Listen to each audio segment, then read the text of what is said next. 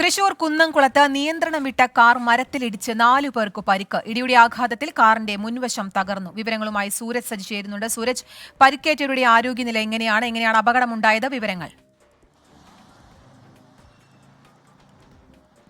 കീർത്തന, ഈ പരിക്കേറ്റവരുടെ പരിക്ക് ഗുരുതരമല്ല എന്നുള്ളതാണ് നമുക്ക് ലഭിക്കുന്ന വിവരം. കുന്നംകുളം തൃശൂർ സംസ്ഥാന പാതയിൽ ഈ പോലീസ് ക്വാർട്ടേഴ്സ് റോഡിന് സമീപത്ത് വെച്ചാണ് ഈ നിയന്ത്രണം വിട്ട കാറ് മരത്തിലിടിക്കുന്നത്. അങ്ങനെ മരത്തിലിടിച്ചാണ് ഈ 4 പേർക്ക് പരിക്കേൽക്കുന്നത്. മുൻസീറ്റിലിരുന്നവർക്ക് പരിക്ക് അല്പം ഗുരുതരമാണ്, എന്നാൽ പോലും ആശങ്കപ്പെടേണ്ടതില്ല എന്നുള്ളതാണ് പറയുന്നത്. എരമംഗലം സ്വദേശിയായിട്ടുള്ള ബേബി, അതുപോലെ തന്നെ ശ്രീനിവാസൻ, ആര്യ,